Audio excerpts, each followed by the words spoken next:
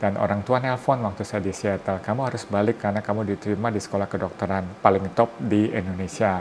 Kalau nggak diterima, nanti nggak dijadikan anak. Oh ya Pak, saya balik. Terus kelihatannya bagian bedah itu saya seperti tukang ya. Usus buntu, operasi, selesai.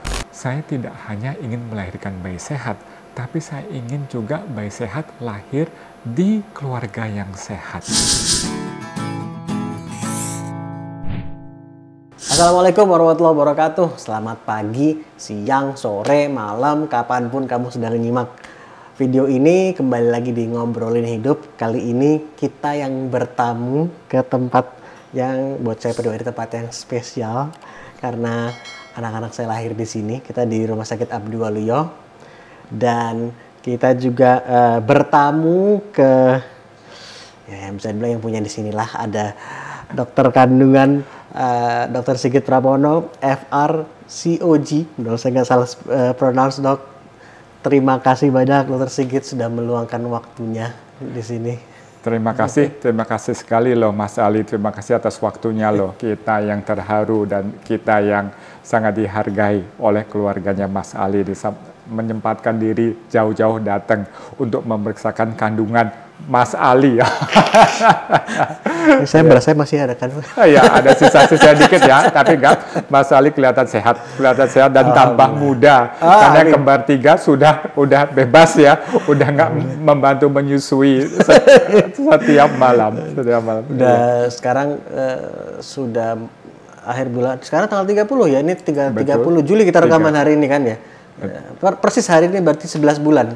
Wah, persis hari ini. 11 bulan ya. Iya. Nah, Alhamdulillah. Ya, luar biasa kalau kita ingat-ingat pertemuan kita pertama.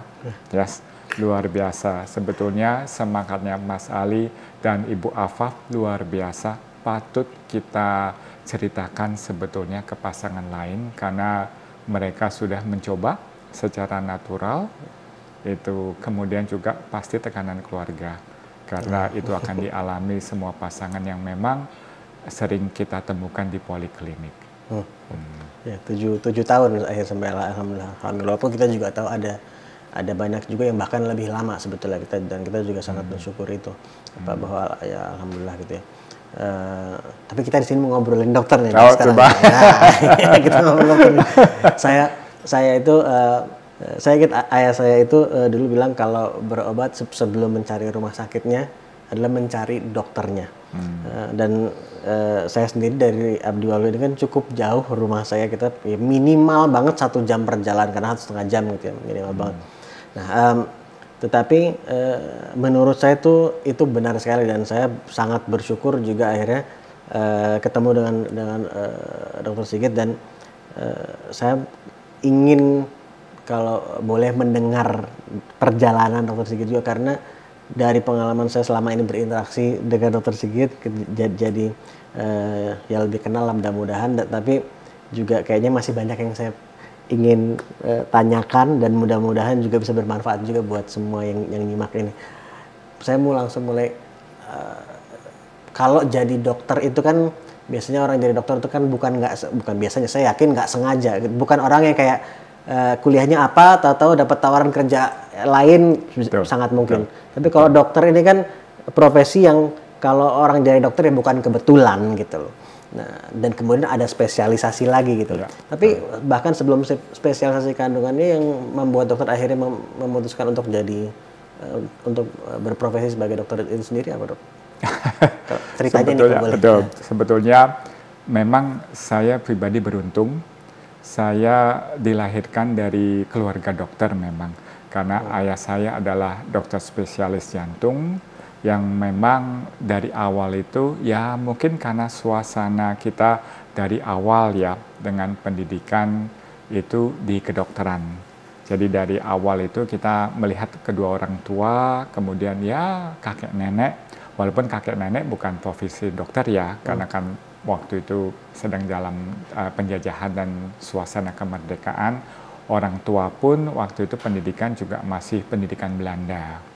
Tetapi mungkin karena itulah bahwa pendidikan itu selalu nomor 1. Itu yang saya ingat-ingat dari kedua orang tua saya sejak awal dari ya kita masuk sekolah TK, SD, SMP, bahwa pendidikan itu nomor satu.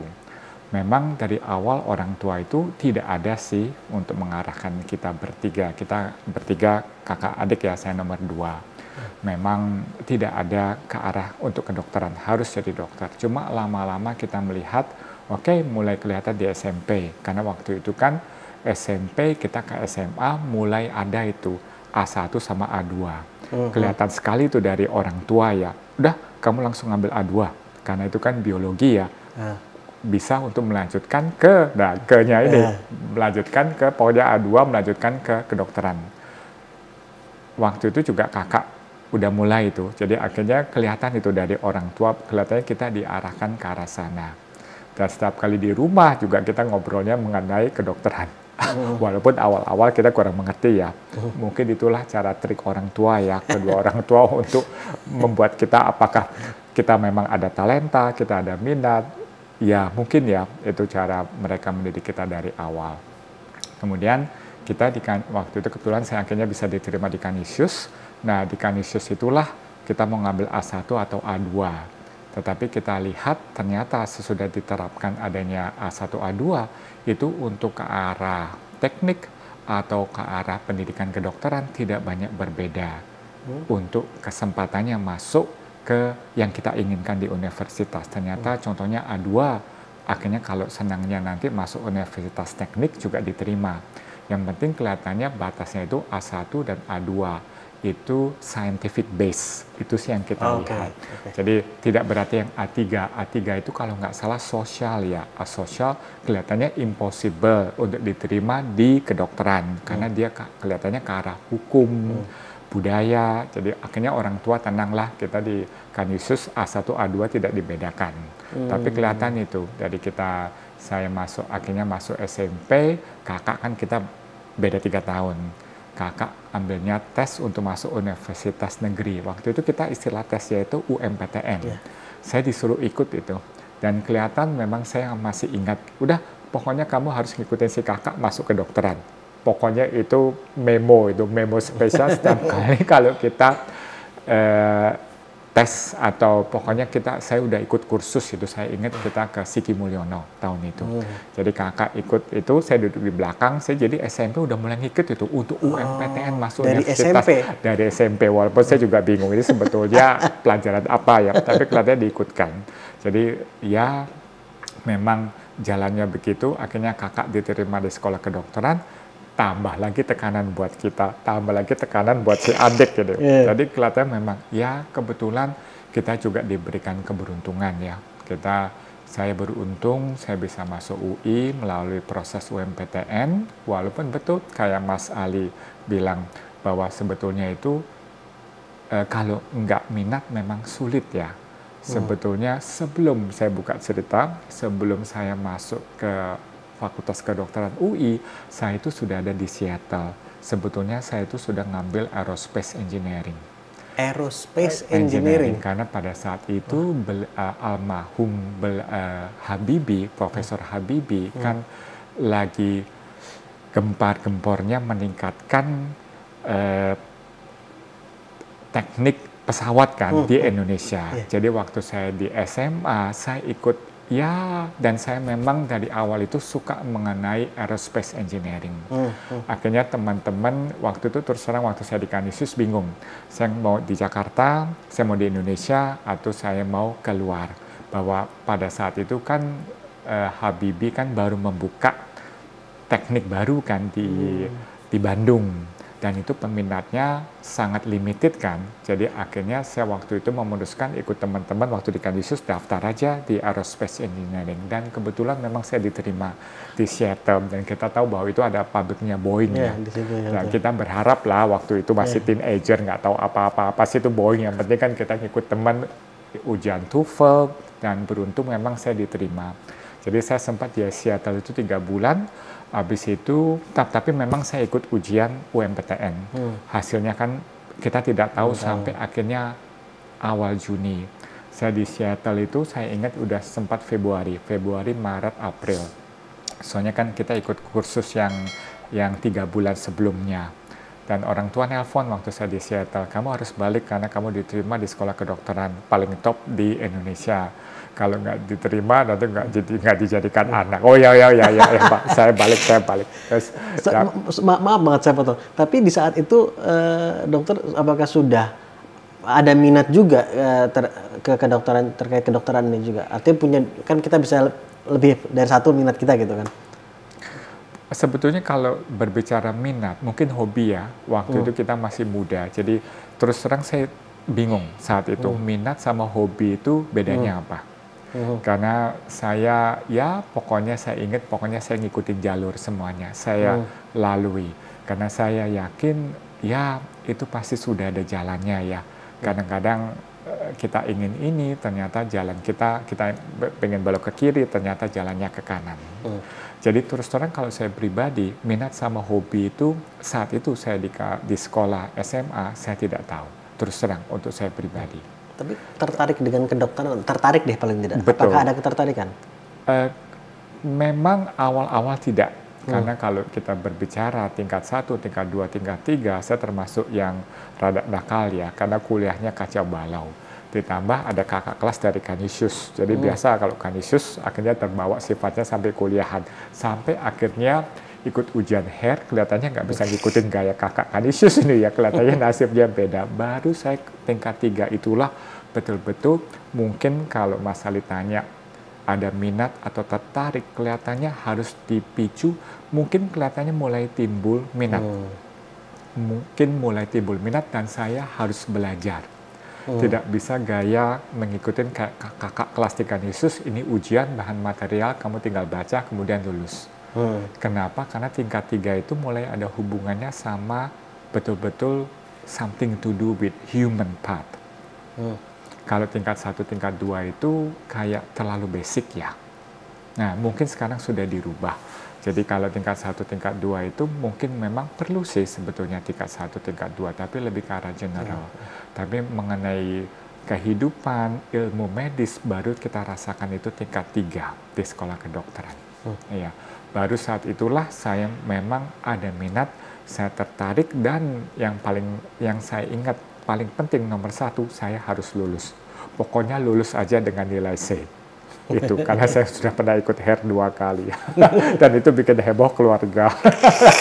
Saya udah dari orang tua dokter, kakak sudah dokter. Betul. Dan tidak pernah ada yang ikut HER, ini saya HER 2 kali. Jadi kelihatannya minat saya saat itu adalah, oke, saya teruskan di kedokteran, nggak boleh drop out, dan saya harus lulus. Tidak perlu yang terbaik, tetapi yang penting saya lulus. Ya, itu sih. Jadi kalau minat, kalau saya boleh cerita, memang timbulnya itu baru tingkat 3 di Fakultas Kedokteran. Tetapi saya tidak pernah berontak ya dalam hati saya. Saya belajar itu tidak pernah saya tetap menikmati. Ya, untuk berontak tidak. Iya. Jadi makanya kalau hobi sama minat mungkin waktu itu saya belum bisa membedakan. Sebelum saya tanya arahnya kemudian ke spesialisasi kandungan, saya mau tanya sedikit juga, ada nggak saran gitu dari dokter buat anak-anak muda juga dok, yang sekarang itu mungkin banyak yang kadang dia ketika dia merasa salah jurusan gitu, atau setelah dia ingin mendaftar ke jurusan tertentu, setelah dia masuk kok beda sama yang dia perkirakan gitu. Nah, kalau dokter tadi bilang bahkan minat tadi itu atau yang lebih seriusnya merasa ingin betul-betul mempelajari bahkan timbul di tingkat ketiga gitu kan. Nah, ada nggak saran mungkin bagaimana untuk kita bisa men-trigger diri kita lah, memicu diri kita untuk meskipun saat ini saya merasa ini nggak tertarik-tarik amat, tapi paling tidak mau menjalaninya. Apakah harus ada pressure juga dari orang tua? Kadang-kadang tapi ada nggak saran? Betul, sebetulnya kalau kita lihat sistem pendidikan, suasana social culture berbeda ya. Saya masuk sekolah kedokteran itu 89. Sekarang kita udah di tahun 2023. Memang pressure dari society itu saya rasakan berbeda. Kalau zamannya saya itu belum ada medsos. Jadi mungkin efek negatif dari medsos itu di kita itu belum ada. Tetap yang kita harapkan adalah orang tua menuntun. karena itu adalah culture kita. Justru arti itu justru diharapkan. Yes, dari orang tua itu kita inginnya membantu kita mengarahkan, karena kita kultur ASEAN ya. Kita kultur ASEAN, dan saya pun pribadi mendidik anak-anak bahwa orang tua itu pengalamannya lebih banyak. Di medsos kita hanya mendengar, kita hanya membaca. Mereka tidak bisa menceritakan pengalaman yang menulis di medsos. Itu bedanya, itu hati-hati. Medsos itu bagus, tetapi kita harus ngambil positifnya.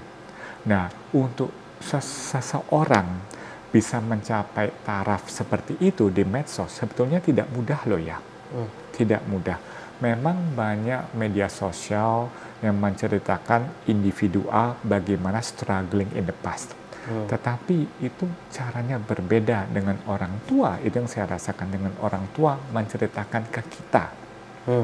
Saya pun berharap untuk yang generasi muda, bila orang tua menceritakan pengalaman mereka, itu oke, harus dihayati ya. Harus dihayati. Itu akan berbeda dengan kita cuma mendengar atau membaca di medsos.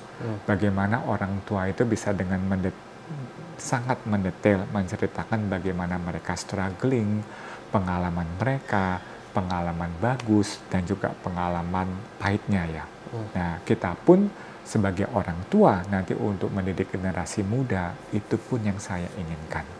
Karena itu yang hilang dalam generasi muda sekarang. Generasi muda lebih memperhatikan medsos daripada orang tua. Ya, dan itu yang orang tua tidak boleh, yang ingin saya sampaikan, tidak boleh orang tua itu, generasi kita, patah semangat untuk memberikan semua pengalaman bagus, pengalaman pahit untuk generasi muda kita. Karena memang situasi dunia berubah. Dulu kita internet aja, saya lupa ya kecepatannya, 30 kps. Kalau nggak salah ya, sekarang mau connect suaranya berisik dulu. Nah, sekarang kan apa itu? HP, medsos bisa 5G. Kita pun bingung apa itu 5G ya. Nah, jadi kita sebagai orang tua harus seaktif mungkin sepertinya kita itu di medsos untuk anak-anak kita. Jadi sepertinya di medsos akan-akan ya. Yes. Jadi kita tidak boleh capek atau kita tidak boleh mengeluh. Kita mesti segencar medsos. Kalau sekarang telepon udah 5G, saya rasa sekarang kita sebagai orang tua harus secepat 10G. Itu. Termasuk ini juga nggak? Artinya termasuk juga kita pun sebagai orang tua juga perlu terus belajar juga. Gitu. Yes. Dan kita pantau tumbuh kembang generasi muda ya, karena mereka dengan medsos, mereka sangat fluktuatif dan mereka sangat perkembangannya lebih pesat. Apa boleh buat, itu memang keadaan dunia ya, kalau kita tidak mengikuti, kita akan ketinggalan. Dan kita sebagai orang tua tidak boleh ketinggalan dengan medsos. Memang awal-awal saya pun, medsos. Akhirnya tapi kita harus mengikuti loh. Maksudnya kita tidak boleh kalah gencarnya dengan medsos. Ya, itu yang ingin kita ingatkan, generasi muda harus menerima cerita atau pengalaman dari yang lebih senior, dan yang senior tidak boleh kalah gencarnya dengan 10G medsos. Menarik. Nih saya banyak sekali mau saya tanyakan dong. Cuman ini dulu nih, mungkin yang tadi kita lanjut dulu sedikit terkait apa yang kemudian membuat dokter memutuskan untuk mengambil spesialisasi kandungan gitu, di antara berbagai macam pilihan gitu ya.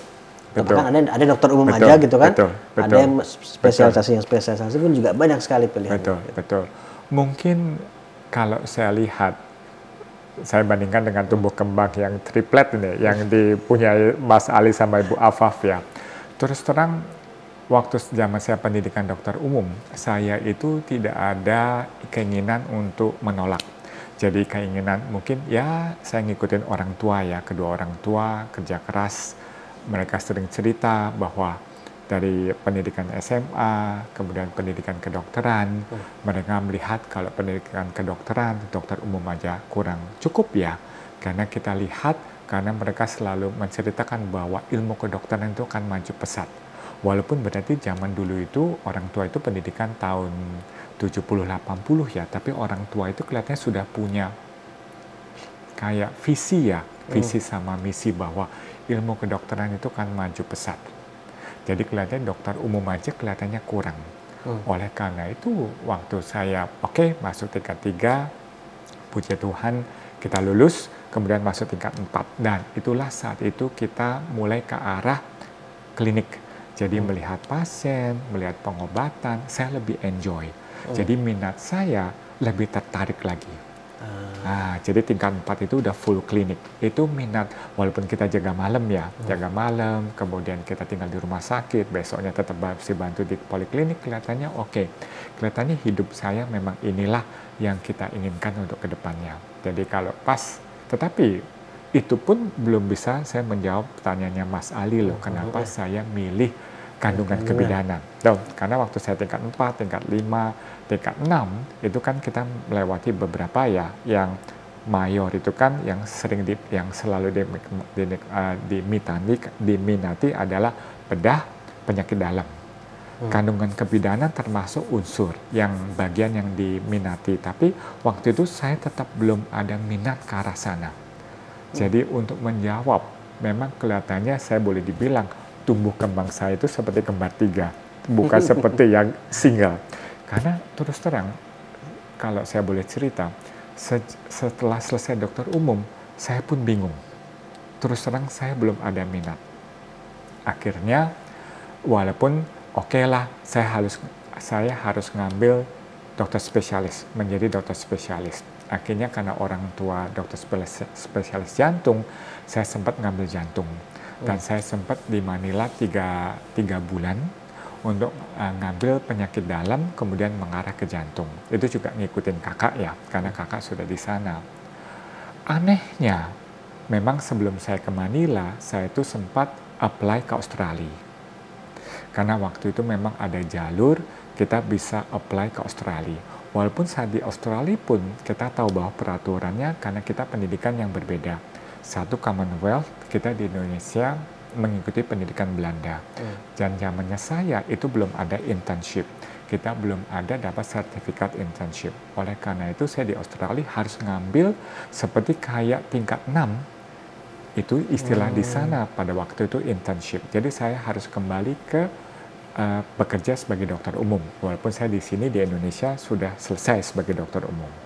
Nah akhirnya akhirnya waktu di Manila kelihatan kok penyakit dalam kelihatannya kurang cocok ya, kurang ada actionnya. Kita contohnya anamnese 1 lembar karena dari A sampai Z. Pemeriksaan fisik 1 lembar dari pemeriksaan ujung rambut sampai ujung kaki, jantung, paru itu yang utama. Jadi terus kemudian diagnosanya juga panjang. Jadi kok kelihatannya kurang actionnya. Jadi history taking 1 lembar, pemeriksaan 1 lembar, diagnosa ini, kemudian diferensial diagnosanya kemungkinannya masih banyak. Kemudian pengobatan dan pemeriksaan penunjang. Nah, kok kelihatannya kurang action ya. Jadi kita kasih obat, nanti besok kita lihat lagi 2 hari 3 hari baru kita lihat perkembangannya gimana. Kelihatannya saya butuh action. Jadi pas kebetulan memang jalannya saya diterima di Australia. Nah, waktu saya diterima di Australia, saya lebih kebuka lagi memang. Waktu itu saya di Australia sebagai dokter umum saya mesti keliling. Jadi saya ke bagian bedah, saya ke bagian emergency, kemudian saya ke bagian penyakit dalam. Nah, memang waktu itu saya belum masuk ke bagian kandungan kebidanan. Tetapi waktu saya bagian penyakit dalam, saya itu ke bagian subspesialis paru. Kan di sana lumayan, ada actionnya endoskopi, kemudian ada kalau kita harus biopsi paru, itu kan di sana kan sering dilakukan ya, karena kan kalau di Australia itu mereka ingin mendapatkan diagnosa. Jadi pemeriksaannya itu biopsi itu selalu diutamakan. Jadi, nah saya melihat, oh ya kelihatannya saya butuh yang bagian spesialis yang ada actionnya, tapi jangan action full kayak bagian bedah. Kelihatannya bagian bedah itu saya seperti tukang ya, usus buntu operasi selesai, usus buntu operasi selesai. Atau trauma, patah tulang, kita fiksasi, kita operasi, kemudian pulang. Kok kelihatannya nggak ada attachment dalam hal apa ya, kemanusiaan ya kita bilang ya, walaupun kita menyelamatkan, tetapi attachment-nya itu tidak ada. Nah, itu yang saya miss waktu saya kerja awal-awal di Australia. Saya miss-nya itu oke, kalau kita full jadi dokter bedah kok kurang ya. Nah, akhirnya saya mencoba tahun kedua, saya apply untuk masuk bagian kandungan kebidanan. Dan kita tahu bahwa di Australia itu bagian kita waktu medical student di sana, bagian kandungan kebidanan itu termasuk bagian spesialis yang tidak bisa dilalui oleh dokter umum karena resikonya terlalu tinggi. Beda dengan sistem pendidikan di Indonesia. Kita internship, kita sebagai medical student kita rotasi. Walaupun di sana medical student pun rotasi, tapi mungkin karena resikonya tinggi, jadi medical student di sana itu belum bisa periksa pasien, tidak diperbolehkan. Jadi sistemnya di sana itu baru tahun kedua lulus sebagai dokter umum baru boleh masuk ke bagian kandungan kebidanan. Jadi seperti mata, kandungan kebidanan, THT, itu harus butuh tahun kedua memang. Karena mereka resikonya itu tinggi. Resiko dalam hal mungkin komplain dari pasiennya. Ya, karena resikonya possibility. Kalau kita lihat ya, waktu awal-awal kita lihat. Jadi resikonya itu terlalu tinggi. Oleh karena itu, baru tahun kedua itulah saya terekspos pengalaman saya di kandungan kebidanan di Australia. Dan itu baru saya merasakan kelihatannya hati saya di situ. Itu yang menjawab pertanyaannya Mas Ali waktu awal-awal kita percakapan kita sore ini. Itulah minat saya. Jadi memang boleh dibilang minat saya seperti bayi prematur ini. Makanya kalau saya menjelaskan bayi prematur saya mengerti karena itulah. Jadi boleh dibilang itulah minat saya. Itulah yang ingin saya lakukan for the rest of my life. Itulah yang ingin saya lakukan untuk membantu sesama manusia. Jadi memang luar biasa. Jadi saya beruntung memang. Dan mungkin itulah yang menyebabkan saya lebih wise ya. Saya lebih mature ya. Jadi kalau beberapa klinikus lain, oke, Ibu mau insert yuk kita lakukan. Saya enggak ya. Makanya kan awal-awal kalau Bapak kan kita kayak tadi juga ada pasien saya tolak. Untuk insert? Iya, karena rahimnya belum siap. Mungkin di tempat lain, oh Bapak Ibu mau insert yuk kita lakukan. Oke dok, nah ini jadi awal ya, ketertarikan meskipun masuknya bukan karena memang sudah minat dengan spesialisasi tersebut, tapi setelah mempelajari justru merasa ada connection mungkin ya. Betul, betul. Dan connection di hati bahwa ini kayaknya yang lebih sesuai dengan apa hati saya, dan bahkan tadi dokter bilang ingin melakukan ini for the rest of your life gitu. Jadi kalau saya boleh bilang ya mendedikasikan gitu. Hidup di bidang ini, bener nggak saya bilang gitu? Betul sekali sebetulnya Mas Ali. Itulah yang ingin saya sampaikan juga untuk generasi muda. Bagian apapun yang ditekuni, sebetulnya memang membuat keputusan bisa saja salah. Membuat keputusan masuk bagian lain bisa saja salah. Tetapi tidak boleh kecil hati, tidak boleh menyalahkan dunia. Kita harus bisa, oke, ini bukan bidang saya, kita mundur sedikit, kemudian pilih bagian lain, kemudian kita maju. Tetapi sekali kita sudah menyukai bagian yang kita inginkan, atau bagian pendidikan, atau karir dalam hidup, itu memang harus dihayati. Memang pengalaman saya sebetulnya banyak. Sebelum saya menjadi dokter kandungan kebidanan, saya dulu mau jadi penyakit dalam, mau jadi jantung, kemudian saya pengalaman yang memang mungkin harus saya lalui untuk bisa saya melihat dengan mata sendiri dan hati saya bahwa memang bagian kandungan kebidanan itulah yang memang saya minati.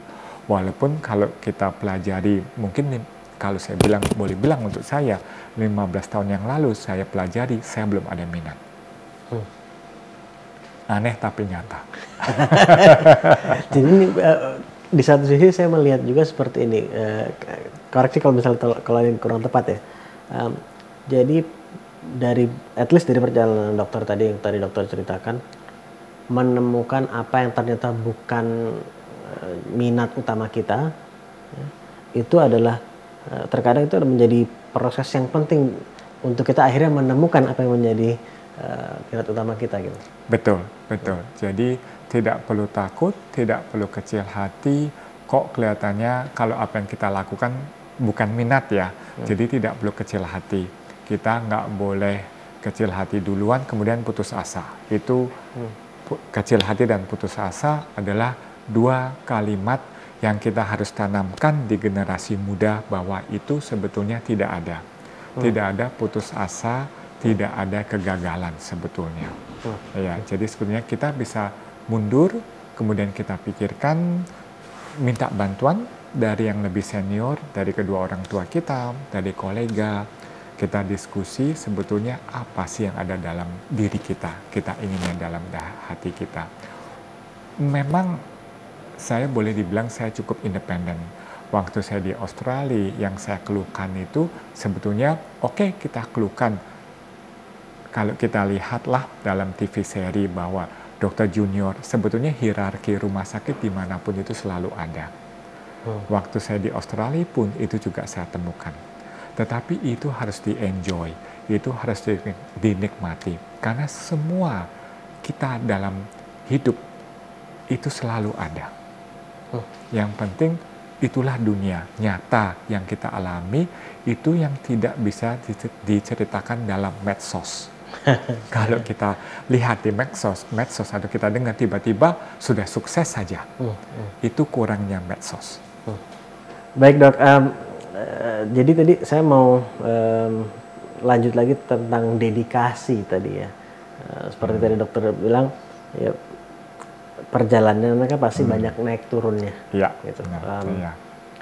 Dan perjalanan dokter juga sudah cukup panjang dan saya doakan terus panjang. Terima kasih Mas Ali, terima kasih. Boleh cerita sedikit nggak? Atau mungkin pasti kan ada momen ya down juga. Ada momen mungkin ragu atau takut, itu ada apa enggak? Bayangan saya ada, biasanya kita semua pasti ada, tapi kalau nggak keberatan boleh cerita nggak dok? Betul. Selama saya pendidikan spesialis pun, kalau kita ingat-ingat sebetulnya up and down itu selalu ada. Memang kalau kita ingat di SD, SMP, SMA selalu ada. Mungkin tidak terlalu kita ingat-ingat atau kita lalui karena kita ada backup dibantu dengan orang tua ya. Nah, untuk kita yang menjadi dewasa, itu tidak perlu takut sebetulnya melalui proses up and down. Sudah pasti, tidak mungkin semuanya selalu up. Tapi kita yakin dalam diri kita juga dijaga oleh Tuhan Yang Maha Kuasa, tidak mungkin kita selalu down. Saya yakin bahwa semua manusia, semua individu, itu sudah dijaga oleh Tuhan Yang Maha Kuasa. Pastilah. Kehidupan itu adalah pemberian Tuhan. Jadi kalau kita sebagai manusia tidak perlu takut. Kita tidak perlu takut. Pasti sudah ada jalan masing-masing. Tetapi kalau saya lihat, saya perhatikan bahwa kita tidak bisa selalu melihat, oke, untuk kita belajar, untuk kita maju, kita melirik teman kita. Teman kita kok bisa ya, saya kok nggak bisa. Itu yang harus membuat kita maju. Tetapi kita tidak boleh iri, kita tidak boleh kesal atas keberhasilan teman kita. Kita tidak boleh melihat bahwa ladang di sebelah lebih hijau. Sebetulnya kita lihat ladang kita itu paling hijau. Tetapi itulah sifat manusia ya. Itulah sifat manusia bahwa ladang di sebelah itu selalu lebih hijau. Ya. Jadi kita harus yakin, percaya bahwa Tuhan selalu beserta kita. Kita sebagai makhluk hidup, kehidupan itu pemberian Tuhan. Apalagi sekarang saya melakukan program hamil. Saya membantu semua pasangan yang datang berobat ke kita itu untuk memperoleh kehamilan yang sehat. Dari awal kita melihat janin yang belum ada denyut jantungnya, kemudian ada denyut jantung, itu adalah pemberian Tuhan sebetulnya.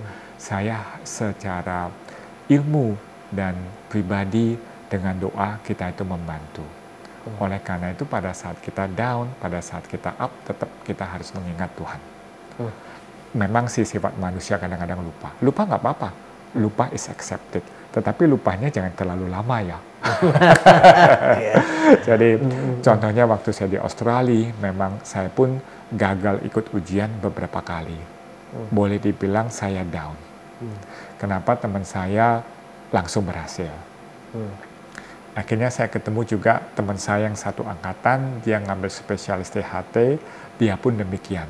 Ternyata saya bilang, sekarang sih baru kita bilang, oh ternyata yang gagal bukan saya. Walaupun saat itu saya juga marah ya, pastilah ya kenapa saya kok gagal berkali-kali, tidak semulus the rest of the group ya, pasti ada namanya kita sifat manusia, tetapi kita tidak boleh marah. Bolehlah kita marah sesaat, bolehlah kita akhirnya take holiday untuk short period of time, tetapi habis itu kita harus maju lagi. Apalagi kalau memang kita sudah komitmen, itu udah komitmen apa yang kita lalui, yang kita jalani, bahwa kita sebagai manusia tidak perlu putus asa. Jadi beberapa kali memang bahwa salah satu contoh gagal ujian. Ujian dibagi dua, ujian tulis sama ujian klinikal, interview. Nah itu juga saya lewati dan tidak cuma sekali. Itu kegagalan. Kemudian pada saat kita mulai operasi, kita dengan mentor saya, kita menganggap diri kita melakukan sudah yang terbaik, tetapi penilaiannya kurang. Nah, itu sekarang saya mengerti. Sebetulnya mentor saya itu begitu baiknya. Ingin membuat saya lebih maju lagi. Berarti kan itu ada skill yang memang harus kita perbaiki. Jadi semua pendapat, semua input itu harus kita terima. Tidak mungkinlah di posisi rumah sakit atau posisi di manapun, departemen manapun yang namanya lebih senior akan menjerumuskan kita ya. Kita tidak boleh berpikir ke arah sana. Itu yang saya lihat di generasi muda. Mereka selalu melihat efek negatifnya dulu. Oh saya tidak lulus, pasti ada sesuatu ini membuat saya tidak lulus. Tidak, kita tidak boleh berpikir gitu. Kita harus melihat kenapa kita gagal. Kita harus melihat kenapa mentor saya memberikan nilai kita kurang. Apakah ada hal yang memang harus kita perbaiki? Itu sebetulnya pesan dan kesan. Jadi down itu mestinya membuat kita menjadi lebih up. Karena kalau dalam kehidupan kita up, berarti itu ada yang salah di sistem kehidupan kita. Gimana? Kalau up berarti ada yang salah maksudnya? Betul. Nggak mungkin dong, masa kita sebagai junior sudah langsung sebagus yang senior. Oke, menarik. Jadi up-nya itu dalam hal harus sesuai dengan tarafnya. Jadi kalau kita level 1, kita udah up, udah paling bagus, hati-hati. Kita ke tahap berikutnya, belum tentu kita selalu up loh ya. Karena dalam kehidupan itu ada jenjang kehidupan. Itulah yang harus kita lewati, kita menjadi manusia yang lebih dewasa. Dan masa-masa down itu adalah bagian penting dari proses pendewasaan juga. Yes, ya? Betul. Dok, mudah-mudahan dokter punya waktu cukup. Saya banyak yang mesti tanya sebenarnya. Terima kasih. Terkait personal journey dan kaitannya sama mungkin saya rasa personal transformation juga, pendewasaan itu kan proses transformasi ya. Betul. Tapi juga kaitan sama profesi dokter sendiri juga gitu. Jadi mungkin saya ke profesi dulu, nanti saya balik lagi ya ke sana. Iya, silakan. Dari pengalaman dokter sekian panjang gitu ya, boleh cerita nggak momen salah satu momen yang memorable gitu dengan tadi dokter bilang bukan pasien ya tapi keluarga, contohnya kalau dokter bilang sebelum kita taping tadi kan. Nah, betul. Terutama dalam hal medis ya, memang terutama yang bidang saya kandungan dan kebidanan, kemudian saya melakukan bagian infertilitas, itulah memang harus ada attachment ya, bahwa yang kita lakukan itu ada hubungannya dengan kehidupan. Memang rada berbeda dengan bagian teknik, bagian desain awal-awalnya. Tetapi sekarang saya melihat bahwa bagian teknik dan desain itu sebetulnya ada hubungannya dengan kehidupan. Karena nanti yang menempati bangunan atau hasil desain, itu adalah kita sendiri manusia hidup. Jadi sebetulnya itu pun akhirnya saya baru mengerti loh. Dengan melewati proses kita melakukan, membantu semua pasangan untuk mendapatkan buah hati, itu saya baru mengerti bahwa semuanya itu adalah hubungannya dengan manusia. Oleh karena itu apa yang kita lakukan, kita harus bahwa semua makhluk hidup itu kita anggap sebagai keluarga kita sendiri. Saya rasa sekarang para pendesain ruangan, kemudian bagian teknik, yang memang bukan bagian saya ya, pasti mereka inginnya manusia yang hidup dalam gedung itu atau ruangan itu lebih nyaman. Jadi memang ada hubungannya dengan kemanusiaan. Dan saya bersama istri saya kan waktu itu dokter juga anjurkan untuk masuk, ada satu grup warriors, betul, ya, grup di WhatsApp itu ya. Betul, dan betul. Di situ kita juga belajar dari perjalanan dan perjuangan, kalau saya boleh bilang, begitu banyak pasangan, terutama ibu gitu ya, atau istri lah kalau belum punya anak gitu ya. Nah, calon ibu. Nah, yang luar biasa perjuangannya. Kayak tadi saya bilang kita waktu itu 7 tahun, tapi kita juga kita ingin menjaga rasa syukur juga. Kita nggak ingin terus yang tadi berkecil hati terus menyerah gitu kan, seperti dokter bilang. Betul. Dan di situ kita juga terinspirasi dari perjuangan banyak orang gitu. Dan mungkin dari pengalaman dokter dengan begitu banyak keluarga yang datang untuk berobat juga, apa yang tadi yang paling memorable juga perjuangan, perjuangan mereka yang mungkin dokter sangat ingat, yang mungkin juga bisa menginspirasi juga siapapun yang sedang dalam proses yang sama juga gitu, Dok. Betul, memang kalau saya selalu melihat dari diri saya sendiri ya, saya selalu retrospektif melihat sebetulnya perjuangan saya itu adalah sama dengan perjuangan mereka. Jadi saya itu selalu menghayati bagaimana yang warrior family di Rumah Sakit Abdi Waluyo sebetulnya itu juga membantu perjuangan saya dalam hal membantu mendidik anak-anak saya bahwa perjuangan itu perlu dalam hal pendidikan untuk menjadi lebih dewasa. Kemudian juga kalau kita lihat bahwa tiap pasangan itu sebetulnya berbeda. Memang Tuhan itu adil. Memang itulah yang harus dilalui ya. Memang yang bisa kita bantu itu tidak 100%. Ya kita berharap memang dengan kemajuan teknologi medis, dengan kemajuan ilmu medis terutama di bagian fertilitas dan bayi tabung, itu kita bisa membantu lebih bagi pasangan yang menginginkan buah hati. Makanya kalau momen-momen sebetulnya yang paling saya ingat paling indah itu adalah waktu zamannya saya pendidikan, adalah waktu saya berhasil melakukan tindakan sesar, melahirkan bayi sehat, dan sudah di ACC oleh mentor saya. Itu awal-awal.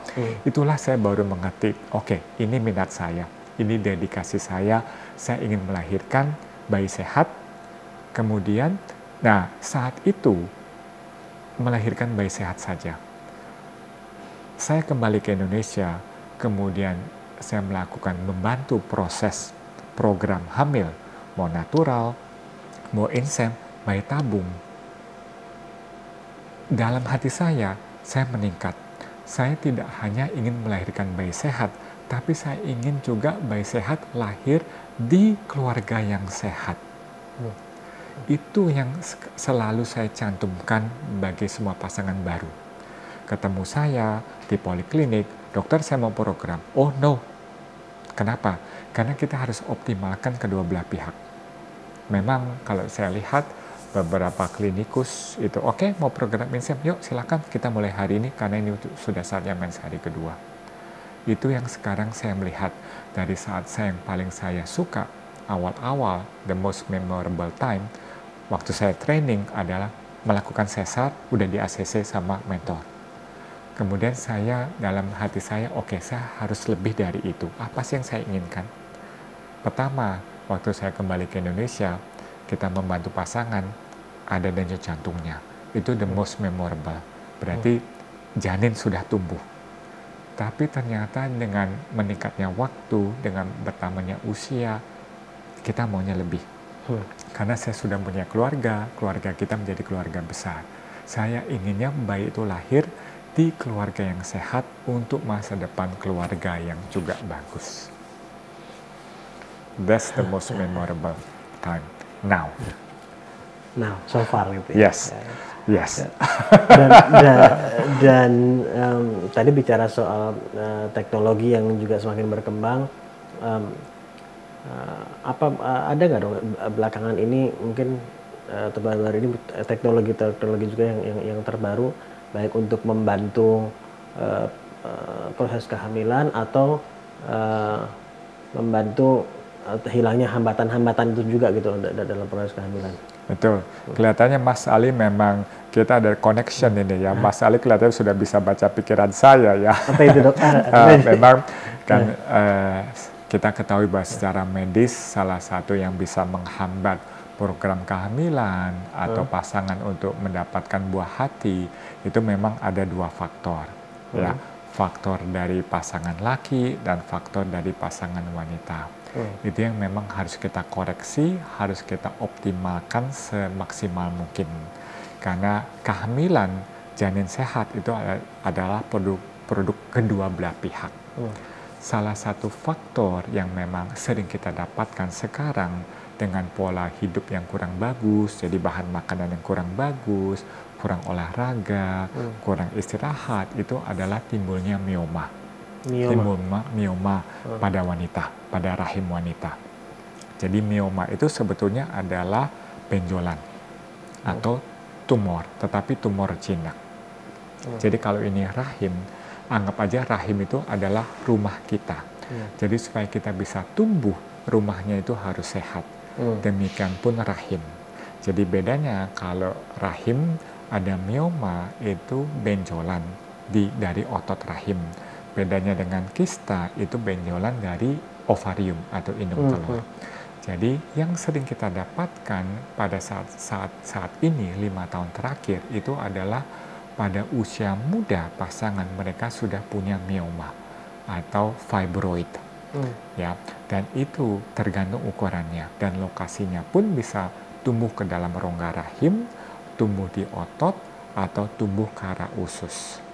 Nah, tergantung memang lokasi dan ukuran. Kita tahu secara medis bahwa mioma itu dapat mengganggu implantasi embrio, tumbuh kembang embrio karena akan mendesak ruangan dan membuat rahim lebih kontraksi. Dan bila cukup besar, itu bisa mengganggu hubungan suami istri. Nah, saya merasa beruntung bahwa kita di Rumah Sakit Abdiwaluyo sekarang sudah ada alat baru. Sebetulnya untuk penanganan mioma tanpa pembedahan. Itu dengan menggunakan teknik HIFU. HIFU singkatannya adalah High Intensity Focused Ultrasound. Jadi sebetulnya dengan teknologi ini boleh kita bilang ini adalah AI dalam hal medis. Jadi memang semuanya terinfluence dengan Elon Musk ya. AI. Jadi kita ternyata ada nih AI di Abdiwaluyo di Jakarta. Jadi sebetulnya dengan teknologi HIFU ini kita melakukan terapi mioma tanpa pembedahan. Jadi ini biasanya kalau ada mioma itu solusi adalah dibedah diangkat gitu. Betul sekali. Memang tergantung ukurannya mioma. Kalau lebih dari 3 atau 4 cm, kebanyakan diperlukan tindakan pembedahan. Kita tahu bahwa rahim kalau sudah kita lakukan pembedahan, kita jahit, tampak luar memang bagus. Tapi buat embrio di dalamnya belum tentu. Kita melihat embrio itu kan sebagai manusia kecil ya. Nah, jadi kita melihat secara makroskopik, kita melihat dengan mata, oh ya bentuk rahim sudah bagus. Tetapi kita tidak melihat sel-sel, perubahan sel di dalam rahim atau lapisan endometrium sesudah kita melakukan penjahitan. Itu yang memang sampai saat ini belum bisa kita lakukan penelitian. Memang lihat dengan bentuk, oh ya sudah bagus. Tetapi bagusnya kita belum tentu bagus untuk embrio. Jadi dengan teknologi ablasi ini, dengan sistem HIFU, kita berharap melakukan terapi tanpa pembedahan. Karena kita tahu dengan pembedahan, pasti penyembuhan ada jaringan parut. Itu tidak bisa dihindari, karena jaringan parut itu adalah proses penyembuhan. Jadi sebetulnya alat di sebelah kita ini adalah alat ablasi sebetulnya, Mas Ali. Ini. Ablasi. Nah, ini Saya pikir ini meja belajar. Nah, betul. Memang betul, ini sudah ada komputer, betul. Nah, sudah ada keyboardnya, betul. Tadi Mas Ali udah mau ngajarin nih, kapan kita mau mulai nih. Jadi alat inilah sebetulnya AI yang memang sudah kita tunggu-tunggu. Saya sudah tunggu-tunggu 10 tahun terakhir. Sebetulnya di negara lain, ablasi dengan HIFU itu sudah dilakukan sejak tahun 2005. Oh, udah lama? Sudah lama. Memang kenapa baru kita beli sekarang, sudah banyak penelitian bahwa melakukan ablasi seperti kita lihat ini pada gambar ini, Mas Ali, bahwa ini adalah hasil dari terapi ablasi. Bahwa sekarang dengan banyak penelitian, kita sudah tahu bahwa ini dapat meningkatkan fertilitas tanpa merusak rahim seseorang.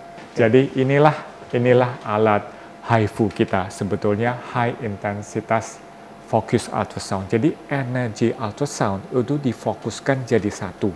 Jadi seperti kita menggunakan energi panas dari ultrasound, kemudian diarahkan atau ditembakkan ke arah mioma. Seperti kita lihat pada gambar ini, pada individu ini mempunyai mioma, ukurannya lumayan.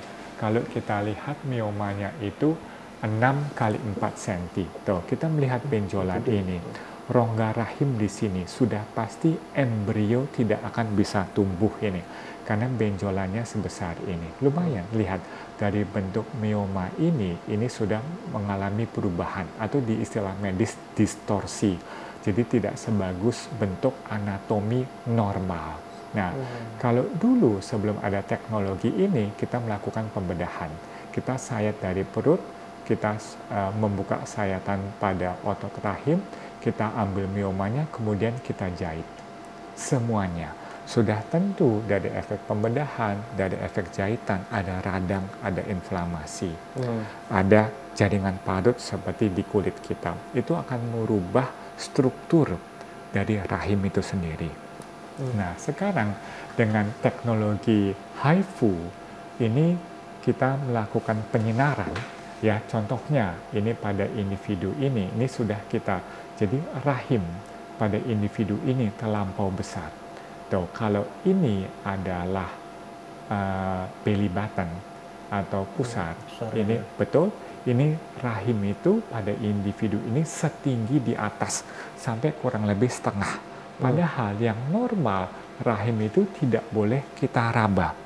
Pada yang ukuran normal, rahim tidak setinggi, tidak sebesar ini. Jadi rahim, jadi ini sudah 3 kali ukuran normal. Jadi kalau ini pusar, ini perut bawah, mohon maaf ini kandung kemih. Jadi rahim itu kurang lebih sekitar segini levelnya. No. Jadi pada individu ini, rahim itu panjangnya itu 3 kali lipat. Dan dari hasil MRI, rongga rahim ini di depan. Tuh, jadi ini rongga rahim tempat embrio menempel itu terdesak oleh mioma. Yang timbul mioma itu dari bagian bawah rahim sampai ke atas. Nah, inilah bagusnya dengan teknologi ablasi. Ini adalah daerah ablasi dari pemanasan ablasi pemanasan. Betul. Jadi dengan teknologi HIFU ini, energi ultrasound diarahkan, kemudian kita tembak ke daerah-daerah mioma. Ini daerah berarti ini mengalami nekrosis atau kerusakan jaringan yang memang sudah diteliti tidak merusak jaringan sehat. Kita harapkan itu yang tadi saya mau tanya itu tadi, apa ada pengaruhnya ke betul. Jadi iya, jadi terlihat ini Mas Ali dari MRI, hasil MRI ini jaringan sehat tidak rusak. Jadi yang lebih putih adalah jaringan sehat. Ya, lebih putih jaringan sehat. Yang lebih hitam ini adalah jaringan nekrosis, jaringan pasca ablasi yang kita harapkan 3 bulan ke depan ini akan mengecil. Sehingga kalau daerah ini mengecil, rongga rahim juga akan turun ke sini, ke bagian tengah. Kemudian juga kita harapkan ukuran rahim juga akhirnya mengecil sampai 60%. Itu yang kita harapkan sehingga memberi kesempatan untuk embrio menempel di rongga rahim ini yang sisi depan.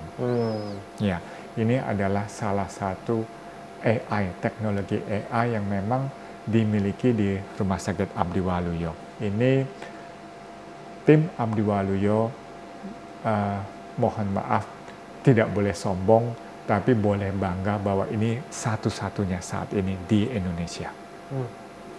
Ya, jadi dari dulu kita menginginkan teknologi ini sebetulnya, tetapi kita baru berani sekarang menerapkan teknologi ini karena melihat bahwa literatur tidak mengganggu penempelan embrio dan tidak merusak jaringan sehat rahim.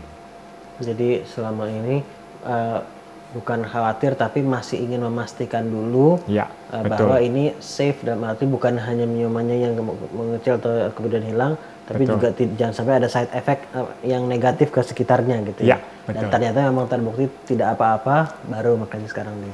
Betul.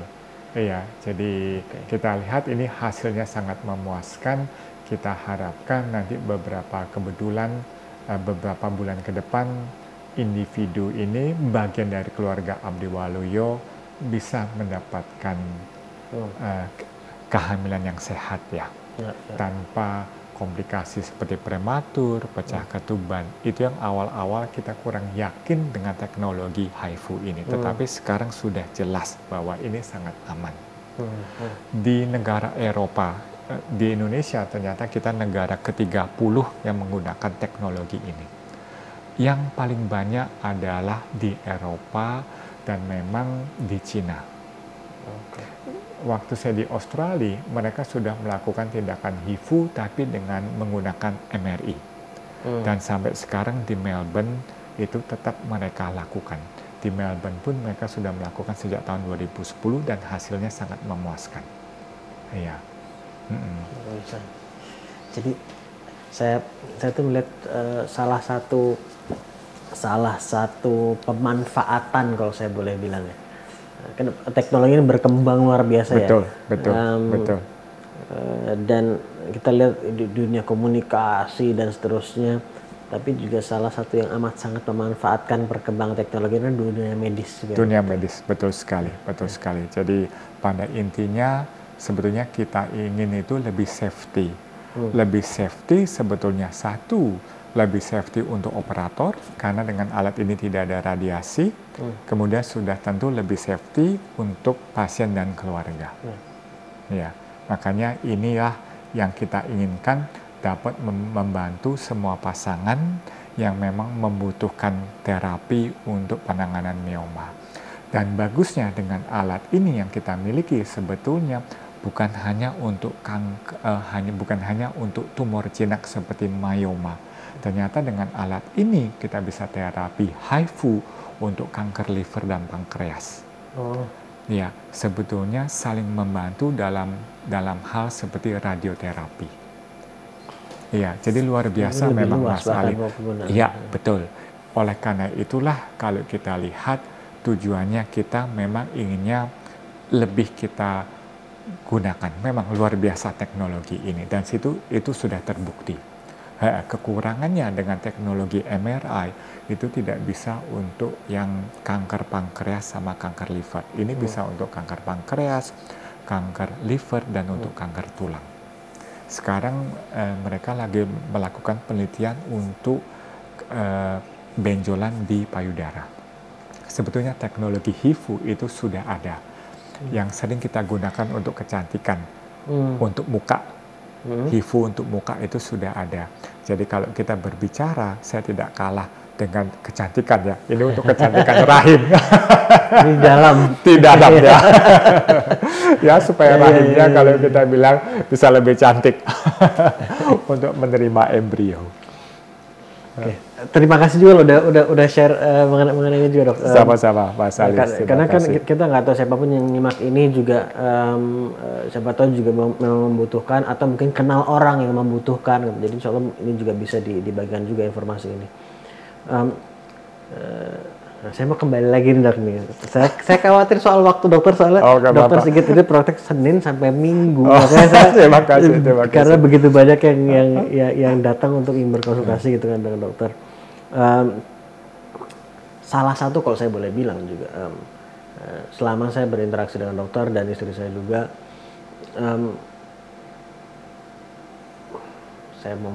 saya berpikir sekarang kata-kata yang tepat untuk mendeskripsikannya ini. Alhamdulillah kita selalu komunikasi sama dokter itu merasa nyaman gitu, merasa nyaman, energi itu selalu positif gitu, kita merasanya seperti itu. Dan saya pribadi juga sangat meyakini bahwa seperti dokter bilang ada unsur kemanusiaan gitu ya.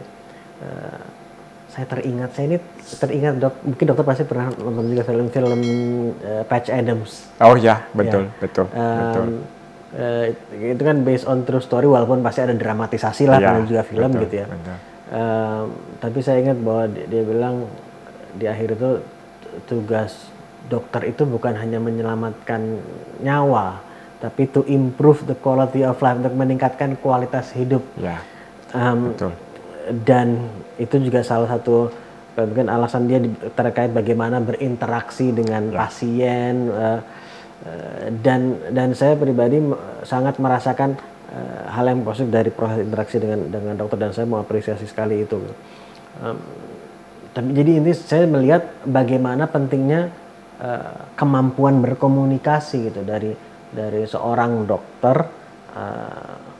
Sebetulnya saya rasa kalau dipikir-pikir lagi mungkin semua bidang ya sebetulnya perlu berkomunikasi sebetulnya. Betul. Tapi kalau ini kan kita sebagai pasien kita kan datang kok di mana kita ini butuh informasi, dan biasanya orang datang karena ada rasa takut, namanya juga sakit gitu kan, ingin berobat. Tapi kemudian tidak hanya berobat tapi juga merasa nyaman ketika berobat, dan saya rasa peran kemampuan berkomunikasi dari seorang dokter menjadi sangat penting. Dokter melihat pertama melihat statement ini gimana terhadap statement saya itu, dan kedua apakah ada sesuatu yang dokter pelajari untuk meningkatkan kemampuan berkomunikasi, atau it's just natural, atau seperti apa, Dok? Iya, memang komunikasi itu penting ya dalam kehidupan. Betul Mas Ali, di semua bidang itu penting memang. Jadi yang lebih penting lagi bahwa kita sebagai dokter itu kita juga membutuhkan dokter. Saya membutuhkan dokter. Karena saya merasa saya juga pernah sakit. Jadi walaupun saya sebagai dokter, saya juga butuh dokter. Tidak berarti kita dokter selalu sehat loh ya. Jadi memang saya pun sebagai dokter juga butuh dokter ya. Jadi kalau kita lihat komunikasi itu perlu ya antara kita, antara umat manusia. Jadi memang, dan kita tahu bahwa yang datang ke kita itu sebetulnya pasangan-pasangan yang sehat. Sebetulnya mereka itu tidak perlu berobat. Sebetulnya dalam tanda kutip loh ya, sebetulnya itu mereka tidak mencari kesembuhan. Mereka adalah mencari momongan ya, buah hati. Yang kita tahu bahwa itu adalah pemberian Tuhan. Tugas saya adalah membantu mencari sesuatu yang bisa kita optimalkan di kedua belah pihak. Itu. Beda dengan kalau yang patah tulang, itu mesti disembuhkan. Beda dengan usus buntu, itu harus diambil, karena itu adalah penyakit. Dalam hati saya, kalau saya lihat pribadi, mendapatkan buah hati, atau usaha untuk mendapatkan buah hati, itu berbeda dengan menyembuhkan penyakit. Karena sebetulnya kedua pasangan tidak sakit. Kedua pasangan, kalau saya lihat dari kacamata saya pribadi, harus kita optimalkan. Jadi dalam hal komunikasi sebetulnya kita tidak boleh saling menyalahkan. Jadi saya sebagai dokter yang memang harus kita ingatkan kedua belah pasangan, mereka itu sudah disatukan oleh Tuhan Yang Maha Kuasa sebagai pasangan yang ideal. Tugas saya itu hanya mengoptimalkan apa yang ada. Walaupun pasangan A dengan pasangan Z itu banyak berbeda. Mungkin pasangan Z itu yang kurang optimal adalah pihak wanitanya. Pasangan A yang kita harus optimalkan adalah kedua-duanya, wanita dan laki-laki. Mungkin pasangan E itu sebetulnya unexplained infertility. Sebetulnya dua-duanya sehat tetapi kok belum diberikan. Nah, itu. Jadi harus hati-hati dalam masalah komunikasi. Dan kita tahu bahwa kalau kita butuh dokter, seorang dokter butuh dokter. Jadi saya dalam hal komunikasi bahwa kita tidak boleh, terutama dalam bidang saya ya, kita tidak boleh saling menyalahkan. Kita harus menuntun mereka untuk supaya bisa menerima kondisi, keadaan yang begitulah sudah pemberian Tuhan untuk bisa mendapatkan buah hati. Ya, jadi karena pasangan itu sudah disatukan oleh Maha Kuasa. Tugas kita seoptimal mungkin harus menenangkan mereka. Apa yang ada, itulah yang harus kita optimalkan. Jadi komunikasi pasangan harus tumbuh baik. Supaya kedua pasangan pun merasa nyaman. Kedua pasangan merasa nyaman dengan dokternya. Oke, supaya hasilnya bagus. Amin. Dalam hal buah hati. Jadi secara apa yang kita alami, apa yang dialami oleh pasangan secara psikologis, ya, itu pun juga pengaruh. Pengaruh sekali, pengaruh sekali. Karena nanti kalau wanitanya kurang sreg, telur tidak akan matang. Nanti kalau mohon maaf pihak laki-lakinya kurang sreg, juga nanti mohon maaf dalam hal advice. Kapan berhubungan, kalau sudah tidak ada komunikasi yang bagus, tidak ada trust antara pasangan dengan dokter, misalnya oke, ini waktunya untuk melakukan, mungkin tidak akan terjadi. Jadi itu adalah penting. Memang sebetulnya komunikasi dalam hal yang paling kecil, keluarga, itu penting loh ya. Jadi memang communication skill itu perlu. Dan kalau saya lihat memang karena saya itu memang dilatih ya oleh mentor saya yang di Australia, mungkin bukan hanya mentor saya dari pendidikan awal, orang tua, kemudian di FKUI, kemudian kita pindah ke negara lain, itu yang membuat saya membuat saya lebih dewasa, melihat lebih banyak kasus, melihat lebih banyak pasangan, bahwa manusia itu adalah unik. Tetapi sebetulnya yang kita inginkan adalah rasa nyaman. Sama dengan di Jakarta, sama dengan yang di Australia. Rasa nyaman sebetulnya. Itu yang mereka inginkan. Saya waktu nyari dokter juga rasa nyaman loh ya. Itu yang penting. Jadi kalau saya melihatnya, salah satunya kesimpulan saya di sini terkait apa yang baru saja dokter sampaikan, jadi kemampuan berempati ya. Karena tadi dokter bilang bahwa dokter pun juga sakit, dokter juga butuh dokter. Artinya kan di saat itu kita jadi menempatkan diri kita di posisi pasien, gitu, atau yang butuh berobat. Iya. Jadi oleh karena itu sebetulnya dalam hal lain ya, dalam hal pendidikan lain, misalnya teknik, engineering, saya rasa tetap butuh komunikasi. Komunikasi dengan sesama dalam hal mau vertikal atau horizontal ya, terhadap junior, kolega atau yang lebih senior. Ya, itu yang kembali lagi bahwa generasi muda sekarang itulah yang tidak kita dapatkan dari medsos. Medsos itu membuat kita shortcut ya untuk menjadi dewasa. Mohon maaf, itu tidak ada shortcutnya. Terutama dalam hal pendidikan kedokteran, itu kita harus menjadi dewasa, karena yang kita tanganin pada saat itu adalah manusia.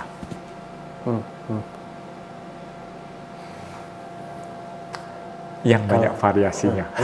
Ya betul, ya, banyak variasi itu betul. Kalau kita bicara komunikasi tadi dengan pasien atau dokter menyebutnya keluarga gitu ya. Iya. Saya melihat dokter di sini kan selain sebagai dokter, tapi juga memanage rumah sakit. Ya. Terima kasih banyak kok yang manage rumah sakit. Nah, saya mau bertanya sedikit nih, tetap komunikasi, namun dalam aspek leadership gitu. Karena di sini you are leading people juga di sini gitu kan, Dok. Betul, Nah, betul.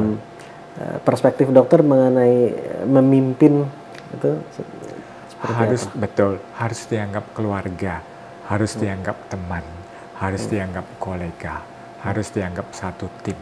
Karena kita sekarang zamannya tidak bisa bekerja sendiri.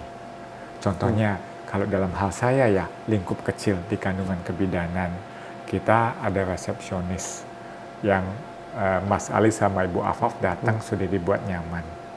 Ya, kemudian dari ruang tunggu, mohon maaf kita ada tim pembersihnya, ya itu mempersiapkan segalanya dari pagi. Jadi mereka pun kita anggap sebagai teman sama kolega ya, karena mereka yang membuat semuanya nyaman datang ke kita. Kemudian kalau di poliklinik saya rasa Mas Ali sama Ibu Afaf sudah kenal itu sama bidan Kiki sama bidan Masta dari rambut sampai kaki. Mereka pun membuat semua pasangan nyaman dan jangan lupa juga membuat dokternya nyaman loh ya. Memang kalau kita lihat yang full time itu hanya saya ya. Memang kelihatannya saya butuh tim ini. Memang kita ada timnya sih, tetapi yang di kita memang saya merasa beruntung karena saya mewariskan semua teknologi, semua grup warrior family yang di Rumah Sakit Abdi Waluyo dari almarhum Dr. Karel. Dr. Karel Manari yang memang awal-awal yang melakukan proses inseminasi dan bayi tabung dan membuat sistem di rumah sakit itu sudah berjalan dengan bagus. Saya kembali dari Australia, saya mengikuti prosesnya dan itu saya adaptasi dari proses yang memang ya boleh dibilang mereka sistemnya lebih ini ya, rumah sakitnya lebih luas, lebih besar, mungkin teknologi sih sama saja, tetapi communication skillnya di sana kan ya karena rumah sakitnya secara fisik lebih besar ya, lebih kompleks. Kemudian saya kembali ke Jakarta, ke Rumah Sakit Abdi Waluyo, kemudian saya rangkum, saya kecilkan, tetapi saya memudahkan untuk pasangan. Dalam hal komunikasi, langsung bisa berhubungan dengan bidan Kiki, bidan Masta. Langsung bidan Kiki, bidan Masta bisa ke saya. Jadi untuk hal emergency, itu juga bisa langsung bidan Kiki, bidan Masta ke saya nanti yang menyebar. Jadi semuanya itu saya lebih simpelkan. Jadi kalau waktu saya di Australia kan nggak bisa langsung ke mentor saya. Itu kan mesti lewat sistem rumah sakit, lewat emergency, masuk ke IGD, kemudian dilihat, diperiksa oleh timnya, juniornya saya, baru saya melapor ke mentor saya. Kalau itulah yang saya belajar selama saya di Australia, selama saya juga butuh dokter, bahwa semuanya itu kita mudahkan untuk supaya komunikasinya itu lebih kecil.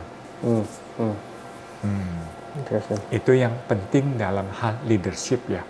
Leadership itu penting, tetapi dalam hal supaya timnya itu kompak, supaya kita punya satu tujuan. Tetapi tetap untuk masalah terutama dalam hal medis, emergency itu tidak boleh terlalu panjang. Saya ada beberapa pertanyaan, kalau ada waktu boleh dok. Silakan. Tadi dokter praktek di sini Senin sampai Minggu. Iya. Saya waktu itu terpikir Senin sampai Minggu itu kalau artinya konsultasi gitu ya. Tapi di luar jam konsultasi pagi juga karena seringkali ada tindakan, ada operasi dan seterusnya. Iya. Memanage waktu gimana dok? Sebelum dijawab, maaf banget. Memanage waktu dan yang nggak kalah pentingnya menurut saya juga memanage energi. Gimana? Karena saya ngeliat dokter kayak selalu berenergi tadi. Kita ngeliat dokter, kita juga jadi ikut positif itu rasanya. Terima kasih sekali. Memang saya tidak tahu jawabannya. Yang penting semuanya itu yang saya lakukan membuat saya happy. Ya. Jadi time management. Ya, so far so good ya, karena saya punya 3 anak. So far so good ya. Memang kalau saya lihat semuanya itu memang berkah. Berkah di diri kita sebagai keluarga, kemudian kita share berkah ke keluarga lain. Jadi mudah-mudahan saya pun melihat mentor saya, dulu waktu saya single, saya pun melihat mentor saya. Sama dengan pertanyaannya Mas Ali. Hebat ya, mentor saya 50-60 tahun ya. Energinya kok luar biasa ya. Itu yang saya dulu waktu saya junior, waktu saya sebagai trainee. Mudah-mudahan saya diberikan talenta dan energi seperti mentor saya. Itulah yang selalu saya ingat, bahwa beliau bahwa memberikan kemudian juga energi dari kedua orang tua saya ya. Kemudian energi dari pasien juga. Come on. Pasti dong, kayak tadi Mas Ali sama Ibu Afaf aja datang kemari aja udah 1 jam. Ayo, itu kan energi buat kita, bahwa saya sebagai individu, sebagai dokter itu dihargai. Mas Ali dengan Ibu Afaf sudah datang 1 jam loh, itu kan lumayan energinya. Dan itu kita harus respect, bahwa energi usaha yang sudah diberikan pasien datang kemari, sudah diluangkan waktu, itu harus kita hargai. Ditambah kemudian kehamilan, kemudian itu adalah tugas saya untuk menjaga kehamilannya Ibu Afaf sampai persalinan yang aman. Aman untuk ketiga si kecil, aman untuk Ibu Afaf, dan aman untuk keluarga. Jangan lupa tadi leadership, saya harus pikirkan mengenai tenaga di NICU. Dan ya, puji Tuhan kita satu tim solid. Jadi mereka bisa mengerti. Jadi kadang-kadang kita melakukan tindakan hari Minggu, dari staf kita pun tidak ada yang mengeluh ya. Mudah-mudahan sampai sekarang mereka tidak ada yang mengeluh. Dengan mereka tidak ada yang mengeluh, makanya membuat energi kita kan selalu bersemangat ya, energetik, dan kita harapkan hasilnya optimal. Itulah yang kita lihat. Jadi setiap kali keberhasilan itu dalam diri saya, itu sudah saya anggap sebagai holiday. Karena itulah sekarang jadi satu antara minat, hobi, dan mohon maaf, itu boleh saya bilang sekarang talenta. Itu yang saya tidak tahu pada saat saya masih di Jakarta, kemudian saya ke Australia, kemudian saya melakukan program, dan kemudian memberikan hasil untuk kedua pasangan. Itu mungkin yang harus kita lihat ya. Jadi hobi, minat, sama talenta, ya mungkin keberuntungan saya di sinilah.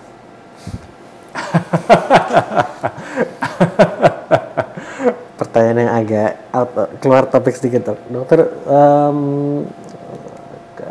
Hobi membaca nggak dok? Dan kalau ada buku-buku rekomendasi selain buku yang textbook medis mungkin? Boleh saya bilang bahwa kekurangan saya adalah membaca. Kekurangan saya membaca.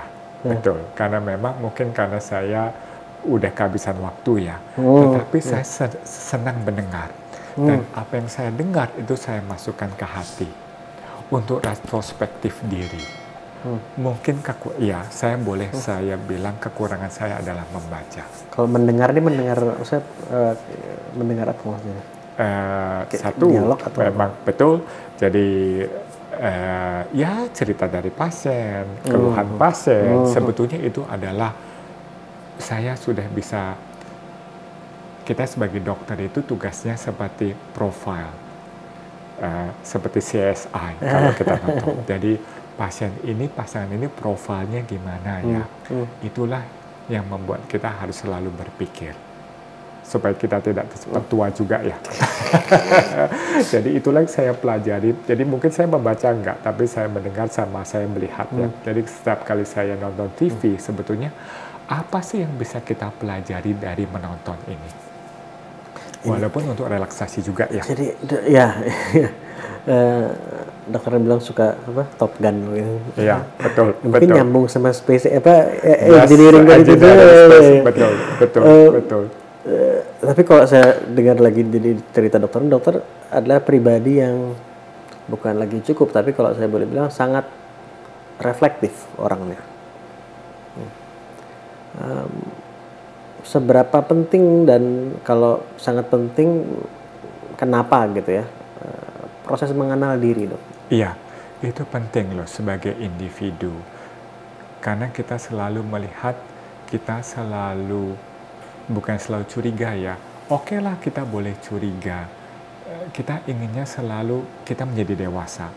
Dewasa dalam hal pikiran, dewasa dalam hal tindakan. Makin kita menjadi dewasa, kita ingin memberikan advice ke junior.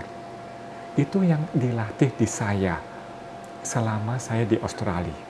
Karena itulah jenjang mungkin waktu saya di Indonesia itu sudah ada, tapi kita masih muda ya. Jadi kita tidak begitu memikirkan.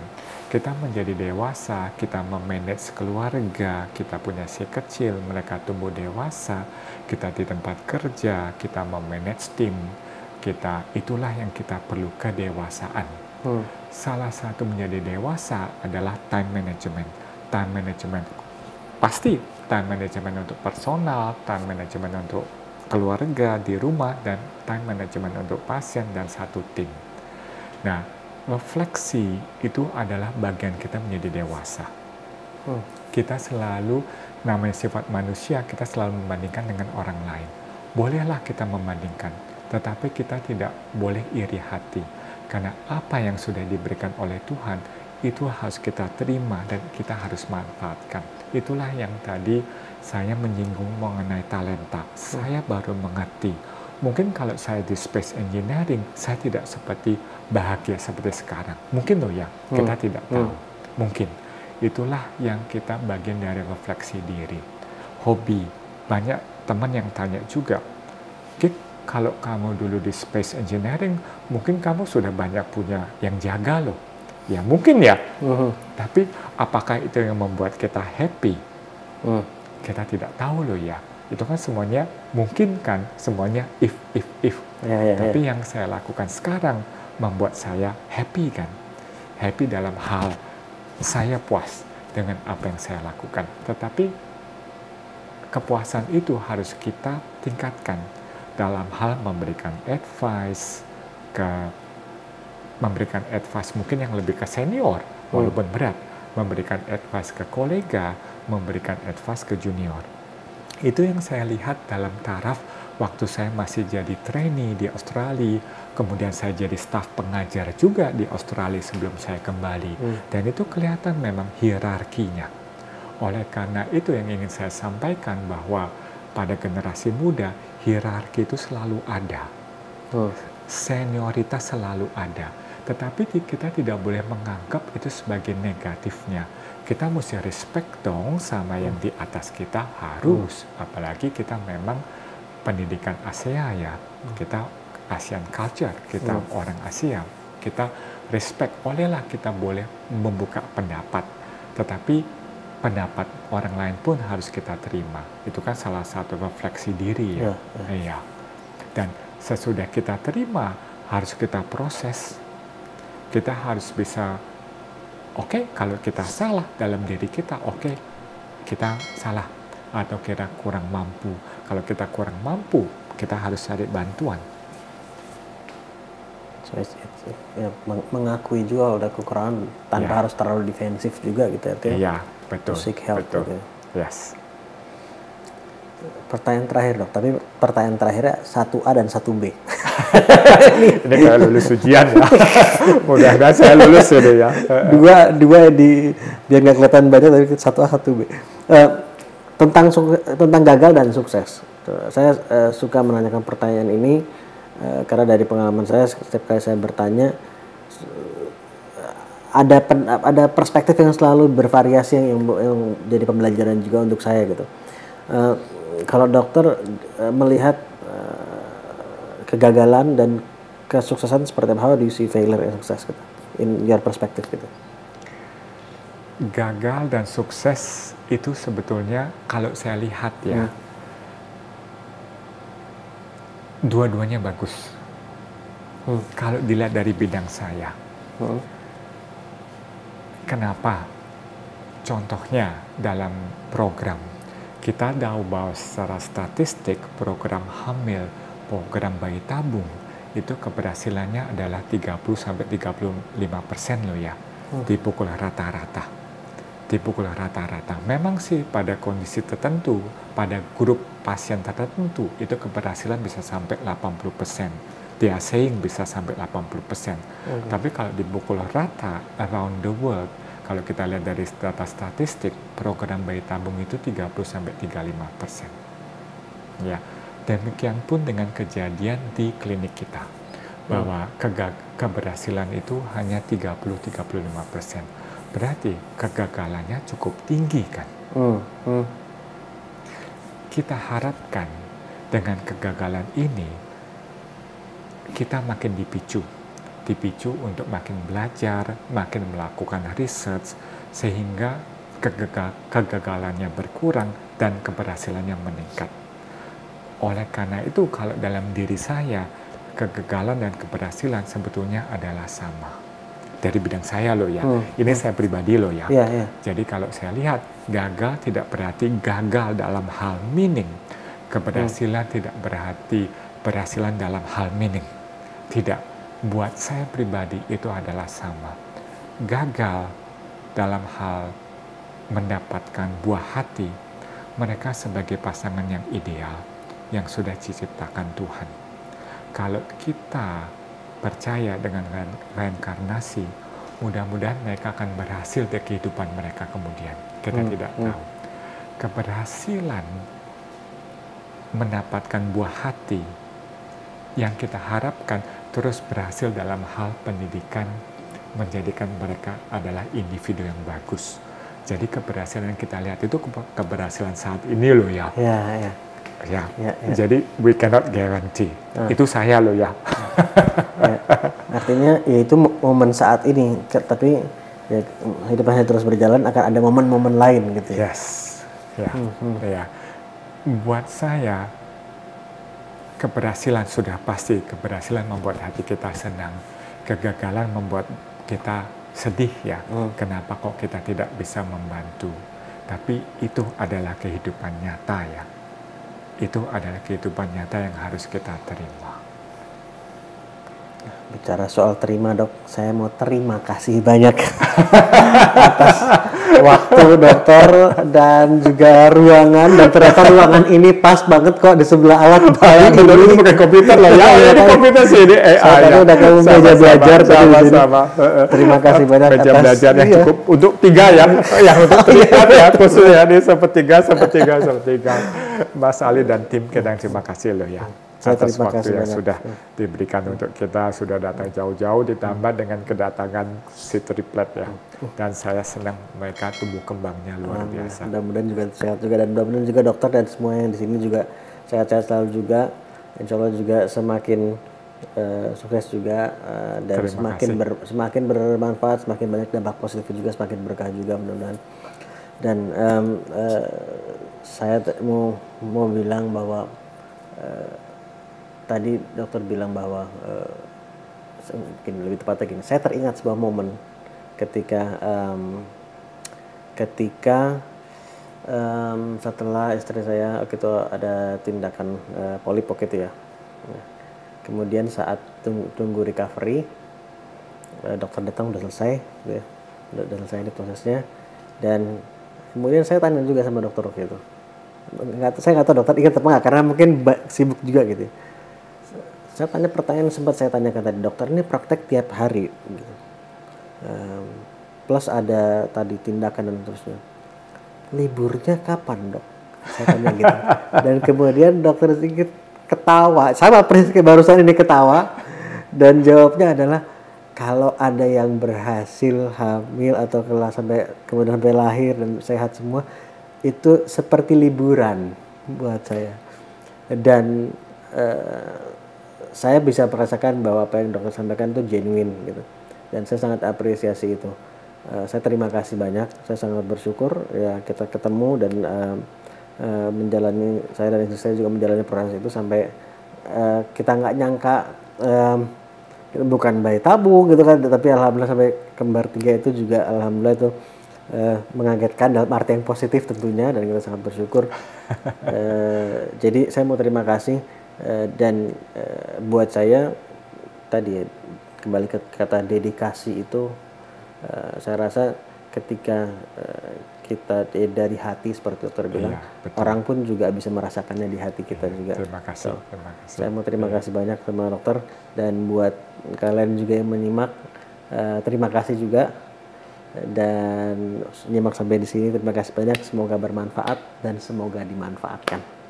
Kita ketemu di episode selanjutnya. Terima kasih. Assalamualaikum. Terima kasih.